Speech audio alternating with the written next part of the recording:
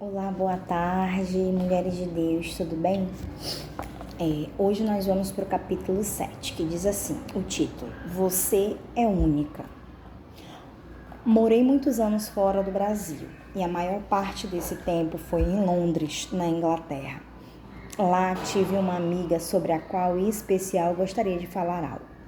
Ela chegou bem novinha, acompanhando o marido que era pastor, como o meu.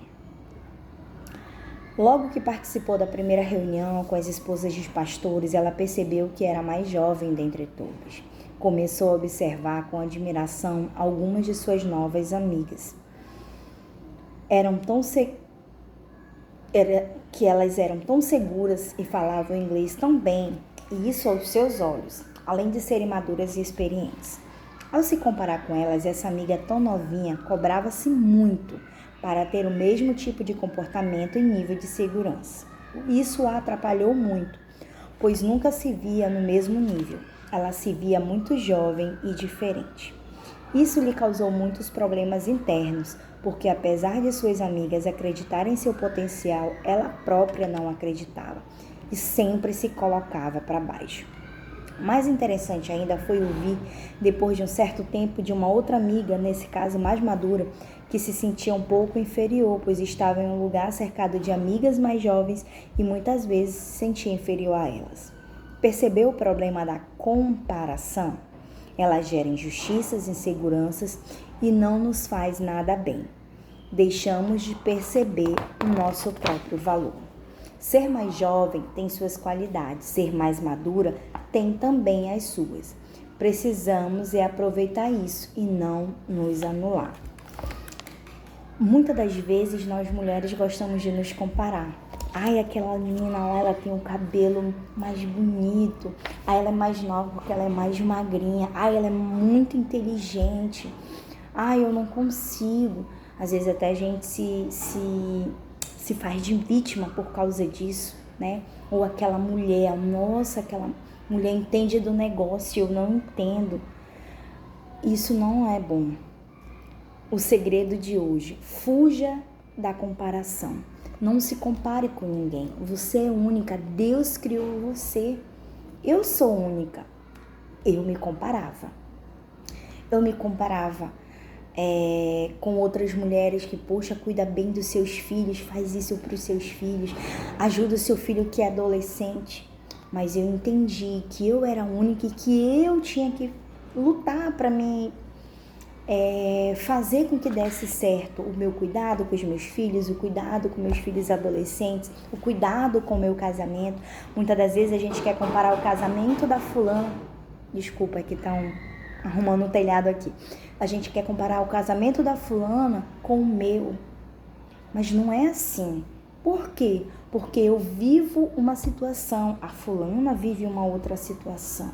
Não existe casamento melhor que o outro, somos nós que conduzimos o nosso casamento, o nosso relacionamento.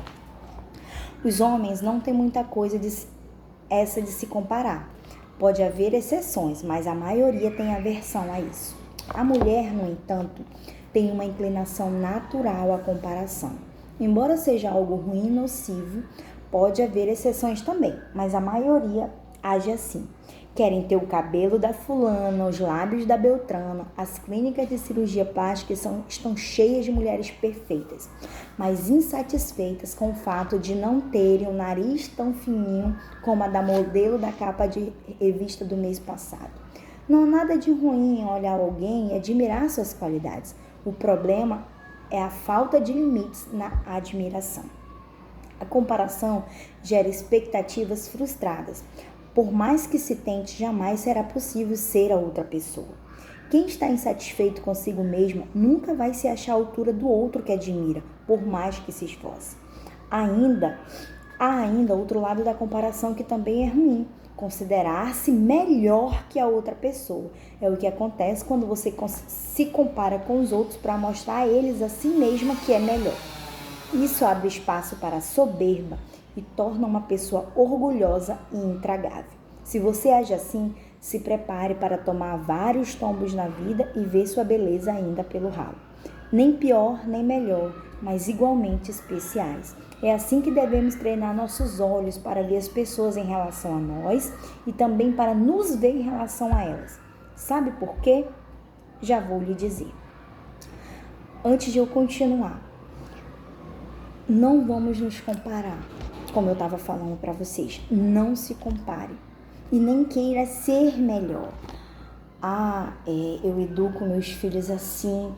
Olha, algumas vezes eu ouço que a minha filha mais velha, não sei o que, uma boa menina, não sei o que, mas eu não deixo isso entrar. Eu não me sinto orgulhosa, que bom que... Não. Sabe por quê? Porque só eu sei o que eu passei para que hoje ela se tornasse a mulher que ela é. Hoje ela trabalha na área que ela gosta, mas eu sofri muito. Muito, muito, muito. A minha filha tentou se matar, se vocês não sabem. A minha filha se automutilava.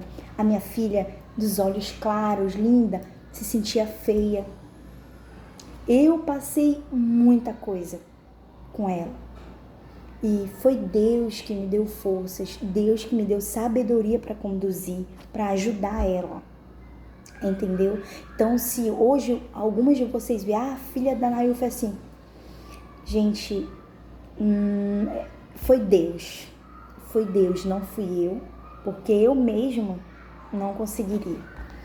Porque quando foi no começo eu só chorava e eu não sabia o que fazer, eu não sabia como ajudar, como conduzir. Mas eu também não podia pegar ela e super proteger, eu também não podia pegar ela e dizer, não, isso não vai acontecer com ela, eu vou... Sabe? Não, eu tive que deixar ela quebrar a cara muitas das vezes, eu tive que confrontar ela muitas das vezes, eu tive que deixar ela aprender a se virar sozinha muitas das vezes, eu tive que colocar ela para fazer as coisas muitas das vezes em casa. Agora ela trabalha, um dia desse ela disse assim, mãe, eu tô de folga, eu vou descansar. Eu disse, negativo. Sua folga você vai ajudar a fazer as coisas em casa, sabe por quê? Porque no dia que você tiver a sua casa, na sua folga você não vai poder fazer isso, você vai ter o quê? Que cuidar da sua casa na sua folga. Então aprenda agora. Aí ela parou, na hora ela ficou assim, chateada, mas depois ela parou, mãe, é verdade. E aí então eu vou acordar cedo, eu vou fazer isso, faça. Entendeu? Então assim, foi Deus que conduziu. Então não se compare, não queira se comparar com a minha vida, quem já me conhece, com o meu casamento. Não. Eu sou única, você é única. É você que conduz. Se você pedir sabedoria de Deus, Ele vai te dar. Se Ele deu para Salomão, né? Ele vai te dar, assim como Ele também me deu. E Ele continua me dando, porque eu sempre peço sabedoria, direção, discernimento, inteligência para eu tomar as melhores decisões e atitudes. Bom, e aí ela fala sobre incomparáveis. Dentre as bilhões de pessoas que existem no mundo, você é única, criada por Deus de maneira exclusiva. Seu DNA é único, sua voz é única, o conjunto das suas características físicas é único. E ainda que tenha uma irmã gêmea, você sabe muito bem o que é diferente entre vocês. Deus nos criou de forma singular e, além disso, teve um propósito ao nos criar. Podemos ver esse propósito na vida de Jeremias, um profeta da Bíblia. Ele foi um homem chamado de maneira linda para ser porta-voz de Deus, e o Senhor Deus lhe disse: antes que eu te formasse no ventre, te conheci, e antes que nascesse te consagrei e te designei como profeta das nações. Então, Deus já te conhecia antes mesmo de você ser gerado dentro do ventre da sua mãe. Apesar disso, Jeremias agiu como muitas de nós agem atualmente. Ele lembrou-se dos profetas que o antecederam, poderosos em palavras, ao passo que ele era apenas um menino. Sua resposta a Deus foi: então eu disse, Senhor Deus, eu não sei falar, pois sou apenas um menino. Sabe o que Deus respondeu? Deixa eu só desligar a internet aqui. Sabe o que Deus respondeu? Mas o Senhor me respondeu: não digas sou apenas um menino, porque irás a todos a quem eu te enviar e falarás tudo quanto eu te ordenar. Não temas diante deles, pois estou contigo para te livrar, declara o Senhor. Isso está em Jeremias capítulo 1, versículos 7 e 8. Deus não fez caso da idade de Jeremias. É claro que ele sabia a idade do profeta jovem e que ele não possuía experiência dos outros homens de Deus que vieram antes dele. Mas o próprio Deus havia formado Jeremias para ser profeta, e não havia idade ou inexperiência que o faria mudar de ideia. Não são apenas os novinhos como Jeremias que têm valor e um propósito especial na vida. No começo da Bíblia, lemos a história de um homem que já tinha bastante idade quando Deus o chamou. Quando Abraão tinha 99 anos, o Senhor lhe apareceu e disse: Eu sou Deus Todo-Poderoso, anda na minha presença e ser íntegro. Firmarei a minha aliança contigo e te farei crescer muito em número. Gênesis 17, 1 e 12. Às vezes você está no seu trabalho e só porque aquela pessoa sabe mais, você quer se comparar, sabe? Você quer se inferiorizar. Lute para aprender. Ou então você sabe mais e você se sente orgulhosa para isso. Ensine. Ensine. Não se compare com ninguém. Jeremias era novinho, mas Deus confiou a ele essa missão e ele obedeceu, né? Abraão tinha 99 anos quando Deus fez uma aliança com ele e lhe prometeu muitos descendentes. E naquela época Abraão não tinha nenhum filho, pois sua esposa era estéril. Olhe para Jeremias e Abraão. Deus sabia que eram jovens demais e o outro idoso demais, mas isso não importava. Não temos por que achar que somos menores ou incapazes. Não somos o que somos por acaso, pois Deus tinha um plano ao nos criar. Isso não significa que não vamos procurar ser melhores, mas que podemos ter alegria em ser da maneira que somos hoje. Isso, é claro, vai atrapalhar os planos de outro alguém que não nos quer ver contentes. Você já sabe quem é. Falamos dele no dia 3, o diabo. Por meio das comparações, ideias erradas são infiltradas em nossa mente. O objetivo é nos levar a acreditar que algo positivo em nós é negativo e assim neutralizamos o nosso potencial. Às vezes você ou fala muito, ou às vezes, não é que você é grossa, mas você fala. Às vezes as pessoas falam assim: tem que mudar nisso, isso é muito ruim e tal e tal. Sim, tem coisas que nós temos que mudar. Se você trata mal, se você realmente é grossa, você tem que mudar. Mas tem coisas que é o seu jeito, o seu modo de falar, o seu modo de agir. Então você tem que usar isso de forma positiva, não de forma negativa. Por exemplo, eu converso com todo mundo, eu gosto de estar ali, de ajudar, de orientar. Mas eu sou um pouco retraída, eu sou um pouco vergonhosa. Algumas dizem que não, mas eu sou. Não é que eu seja tímida, eu já fui tímida, hoje eu não sou mais. Mas quando eu descobri, eu entendi que eu sabia falar, que eu falava do que eu vivia e que isso poderia ajudar outras mulheres, então que eu tinha um potencial, então eu falei, não vou ter vergonha, não vou me neutralizar, eu vou fazer o que Deus quer que eu faça, entendeu? Então, a qualidade que eu tenho, eu procuro usar ao meu favor. E às vezes até o meu jeito eu procuro usar em favor das coisas de Deus. Entendeu? Então, às vezes, o seu lado negativo, se você trabalhar, tratar, mudar, você vai usar ele ainda de uma forma positiva. Tem, quando a gente fala assim, fazer do limão uma limonada, pois é, às vezes o seu jeito espivitado, acho que essa é a palavra, né? De falar, de agir, para uns podem não ser legal, mas para alguma outra situação isso vai servir. Isso vai ajudar. Então pensa nisso. Usa a tua personalidade, o teu jeito de forma positiva, sabe? Não de forma negativa. Aí, continuando. Por exemplo, no caso da minha jovem amiga, a força dela estava justamente no fato dela ser jovem. Ela possuía força, energias, ideias diferentes, habilidades ao lidar com as mais jovens. Coisas que talvez as mais maduras não tinham. No entanto, por meio da comparação, a juventude se tornou aos olhos dela um ponto fraco a ser vencido. Sendo assim, a sua força foi neutralizada.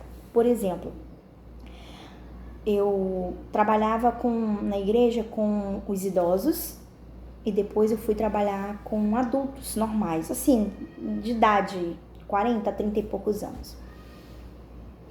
E aí, de uma hora para outra, eu fui para os adolescentes e eu me senti incapaz. Eu não sabia como fazer, eu não sabia como começar, eu não sabia como agir. E era o meu ponto fraco. E olha que eu tenho filhos adolescentes, mas lidar com filhos dos outros é totalmente diferente. Porque, por exemplo, com os meus eu posso brigar, falar, mas com os dos outros eu tenho que saber falar, saber agir com eles. Então, eu orei, meu Deus, me dá sabedoria, me conduz. Então, quando alguém fazia algo de errado, não é assim, não é dessa forma, não é desse jeito, mas assim, assim, assim. Mas eu não me inferiorizei, eu não me senti incapaz. Eu lutei para vencer isso. Então, você também pode conseguir. No caso da amiga mais madura que mencionei, ela via a sua maturidade como um ponto negativo. A sua idade era, aos seus olhos, um problema, pois se considerava ultrapassada e desinformada. Ela se sentia menor por causa da idade, mas era justamente isso que lhe conferia a experiência e a maturidade que as demais mulheres, como eu, a admiravam. Uma situação dessas era uma vitória para o principal interessado ao nos ver anuladas, pois todos os pontos fortes ficavam neutralizados, enquanto cada uma se comparava com a outra e menosprezava o que havia de bom em si. Encontre o seu valor. Como vencer a comparação? Saiba que antes de qualquer coisa que o apelo à comparação não vai desaparecer de sua vida. Faz parte de sua natureza. Pode parecer muito injusto ter que lidar com isso todo dia. Então, o que nos resta fazer? Vigiar. Por exemplo, meu narizinho, pra mim é normal. Mas se a gente for olhar lá no pessoal que faz lá rinoplastia, eu acho que é isso, Aqui é bem redondinho, blá, blá, blá, não é aquilo. Mas eu não me comparo com ninguém. Eu sou única. Eu me acho bonita do meu jeito. Então você também tem que se achar. Não queira, porque a fulana fez a cirurgia, a barriguinha. A gente que teve mãe, que é mãe, a gente teve filho, A gente sabe que isso acontece, de ficar com as gordurinhas. Faça um exercício, faça o que está dentro do seu alcance. Mas se não dá, não se sinta feia, não faça isso. Você é única, o que importa é o que está aqui dentro de você. Se o seu esposo te aceita como você é, então se aceite, entendeu? Meu esposo não fala nada, eu me sinto gordinha a minha barriguinha. Tenho 4 filhos, mas nem por isso. E quando eu descobri o meu valor, isso para mim foi detalhe. Eu me arrumo, me ajeito, me organizo, passo uma maquiagem. Estou até precisando fazer a sobrancelha, que é uma das amigas aí que faz a minha sobrancelha. Mas eu não deixo isso me neutralizar. Aquela fulana tem um cabelo mais bonito que o meu, mais sentado que o meu, olha, a sobrancelha dela é melhor que a minha, o nariz dela, a boca dela. Não, porque eu sou única e eu tenho valor para Deus. Não deixe que ideias erradas, como as mencionadas, a convençam de que não tem valor. Não gaste tempo comparando sua aparência, suas conquistas, sua família ou suas habilidades com a de outra pessoa. Que proveito vai ter nisso? Das duas, uma. Ou você vai sair deprimida ou você vai sair se achando. Nenhum dos dois é bom. Em segundo lugar, em vez de ficar se comparando, aprenda a aproveitar ao máximo as características que Deus lhe deu ao criá-lo. Lembre-se, por fim, de que você é filha de Deus se você tem Deus ao seu lado, porque se sentir menor que outras pessoas. Assuma a posição de luta, não contra a pessoa que admira, mas contra o sentimento de inferioridade. Uma informação importante: admirar uma pessoa não é problema. O problema acontece quando você se compara com ela. A tarefa: valorize-se. Você anda se comparando? Sua tarefa será observar a si mesma durante 2 dias. Separe uma folha, um caderninho, uma nota no celular ou até no espaço, onde você puder anotar. Toda vez que se pegar em comparações, faça uma anotação sobre a comparação. Depois, veja, converse com alguém, que pode te ajudar. Ou então me mande: poxa, eu descobri, Nailfa, que eu me comparo assim, assim, assim. Que a gente vai conversando. Que às vezes é bom ouvir de outra pessoa algo que nos diferencia, não é mesmo? Ajude-se mutuamente falando das suas qualidades. Então, aquela sua amiga que você tanto gosta de conversar com ela, fala pra ela sobre isso. Às vezes, amiga, eu me sinto assim, eu falo assim, ou então fala pra Deus. Fala pra Deus, sabe? Meu Deus, às vezes eu me comparo por causa disso, por causa do nariz, por causa do cabelo, por causa do corpo. Me perdoa, tá bom? E aí faça uma listinha das atitudes que você precisa começar e tomar para mudar essa situação. Por exemplo, não irei mais dizer que eu não consigo, ou não direi mais que fulano faz melhor, e por aí vai.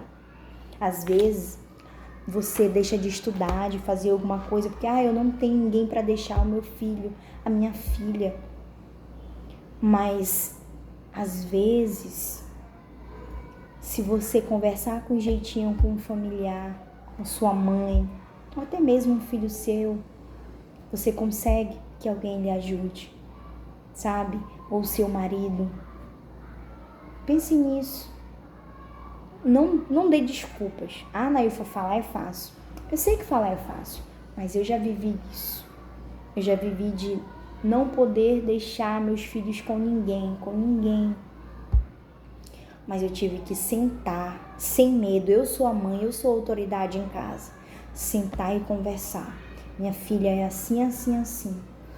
Ou você me ajuda, ou então a gente vai passar por isso. Ou você aprende para a sua vida, ou você vai passar por isso. O que você decide? Eu preciso da sua ajuda. Você gosta de continuar vivendo dessa forma? Entendeu? Você não tem que ter medo dos seus filhos. Põe os seus filhos para lhe ajudar. Põe os seus filhos para, fazer as coisas. Para lhe ajudar de alguma forma. E vá à luta. Vá à luta. E mude as suas atitudes negativas com relação a si mesmo. E aí a dica de beleza é sobrancelhas. Se nunca fez suas sobrancelhas, não imagina a mudança que pode efetuar em seu rosto. Quando ela fez isso pela primeira vez, as pessoas ficaram perguntando o que havia feito diferente, pois não conseguiam identificar. A verdade é que uma sobrancelha bem feitinha pode até mesmo suavizar nossas expressões, mas é algo tão sensível. Não tente fazer você mesmo, ainda mais se for a primeira vez. Misericórdia. Busque um profissional e poderá até mesmo sugerir um formato que combine com seus olhos e rosto. No meu caso, eu estou precisando fazer minha sobrancelha. Tá bom? Então é isso. Não se compare com ninguém. Você é única.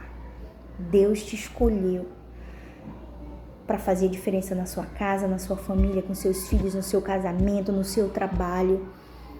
Não seja orgulhosa, soberba. Seja humilde, ensine, ajude e vença. E vença esse sentimento de comparação, tá bom? Deus abençoe.